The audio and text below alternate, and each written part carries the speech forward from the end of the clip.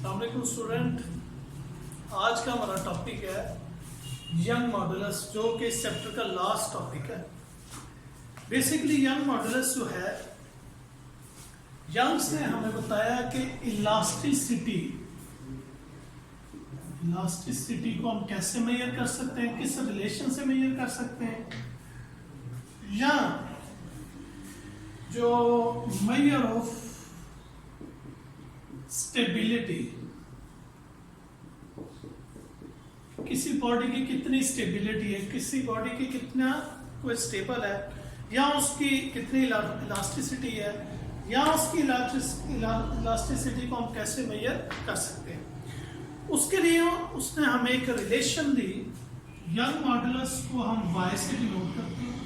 कहता है अगर हम किसी बॉडी के ऊपर स्ट्रेस अप्लाई करें और उसके नतीजे में जो स्ट्रेन पैदा हो, यानी कि टेंसाइल स्ट्रेन, तो वो रेशो हमें बताती है किसी बॉडी की इलास्टिसिटी कितनी है या उसमें स्टेबिलिटी कितनी है। उसके लिए उसने क्या लिया है, एक एग्जांपल ली है।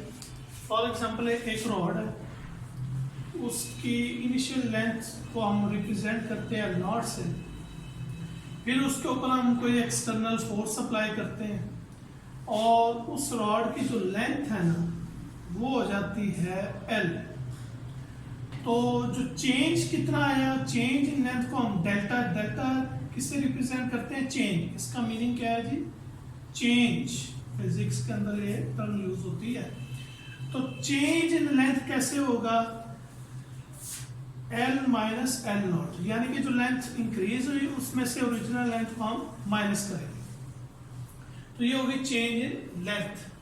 अगर हम इसकी रिलेशन जो उसने हमें बताई है यंग मॉडुलस ने, कि किसी बॉडी की इलास्टिसिटी कितनी हो मेजर कैसे कर सकते हैं, स्टेबिलिटी कितनी है, तो ये है y यंग मॉडुलस को रिप्रेजेंट कर रहा है, स्ट्रेस और स्ट्रेन।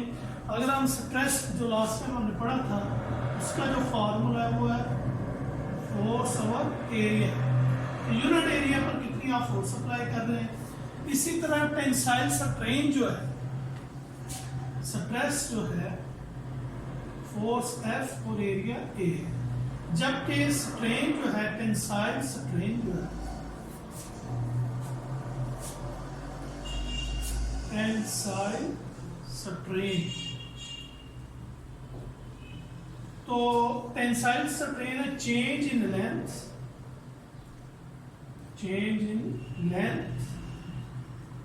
ओवर ओरिजिनल लेंथ,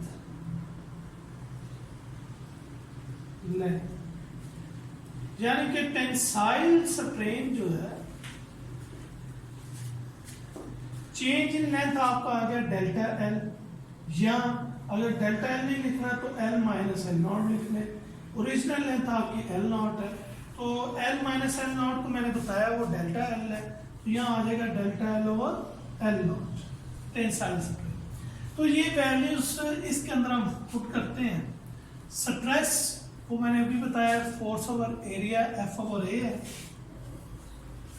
जबकि टेंसाइल स्ट्रेन वो L minus L not over L not लिख लें, या change in length over original length. तो ये फ्रैक्शंस आ गए, तो आप इसे ऐसे कर लें, डिवाइडेड बाय, ये डिवाइड हो रहा है, delta L over L not, तो F ओवर A डिवाइड किस में चेंज हो जाएगा, मल्टीप्लाई में, नीचे वाली वैल्यूज ऊपर वाली नीचे आ जाएगी। तो ये जो रिलेशन हमारे पास बनी F L not over A delta L, ये जी हमें बता रही है किसी बॉडी की उसमें इलास्टिसिटी कितनी है या उसके अंदर स्टेबिलिटी कितनी है। तो ये रिलेशन बता रही है। अगर इसे गौर से देखें कि ये जो यंग मॉडुलस y है और चेंज इन लेंथ, ये इनवर्स प्रोपोर्शन, अगर यंग मॉडुलस कम होगा तो चेंज इन लेंथ बढ़ेगी, यानी किसी बॉडी में अगर इलास्टिसिटी ज्यादा हो रही है तो उसका यंग मॉडुलस कम होगा। फॉर एग्जांपल आप रबड़ ले रहे हैं, आपका ये टेबल मौजूद है, बल्कि पहले मैं आपको इसका रीडिंग करके बता देता हूँ आपने कैसे करना है। तो सबसे पहले इसकी डेफिनेशन देखें, हाईलाइटेड है पिंक ब्लॉक में। The ratio of stress to tensile strain is called Young modulus. ऊपर इसकी एग्जांपल है, consider a long bar of length L not in cross sectional area A, let an external force F equal to the weight W stretch it such that stretch length becomes L, यानी कि change in length जो आएगा वो L है। According to Hooke's law, the ratio of this stress to tensile strain is constant within the elastic limit of the body। आगे ये derivation आ जाएगी। अगर हम इसके यूनिट की बात करें तो ये फॉर्मूला आपका ड्राइव हुआ है जी, F L not over A delta है। तो अगर फोर्स का यूनिट है न्यूटन, लेंथ तो मीटर है, एरिया मीटर स्क्वायर है और लेंथ मीटर है, मीटर मीटर से कट गया तो न्यूटन, ये पावर 2 पर जाएगा -2 हो जाएगी। तो यंग मॉडुलस का जो यूनिट बना वो NN-2 है। तो ऐसे unit of Young modulus is newton per square metre. Young modulus of some common material, ये 7 टेबल मेंशन है। इस टेबल को आपने अच्छे तरीके से प्रिपेयर करना है एज ए MCQ। ये वैल्यूज आपको याद होनी चाहिए। मैं मिसाल के तौर पर समझा देता हूँ। यहाँ पर ग्लास जो है उसकी जो है यंग मॉडुलस है वो 60 10 पावर 9 NN-2 है। जबकि कोई और एक टर्म ले लें, इसमें आप रबड़ ले लें तो उसकी 0.00710⁹ तो इसका मतलब ये हुआ कि रबड़ के ऊपर अगर आप एक्सटर्नल फोर्स लगाते हैं तो उसकी लेंथ, उसकी शेप में, उसकी डायमेंशन में इजाफा हो जाएगा, उसकी लेंथ, उसकी शेप चेंज हो जाएगी। जबकि आप ग्लास के ऊपर वो फोर्स लगाएंगे तो उसकी उस तरह उसमें इलास्टिसिटी नहीं होगी, उसकी शेप चेंज नहीं होगी।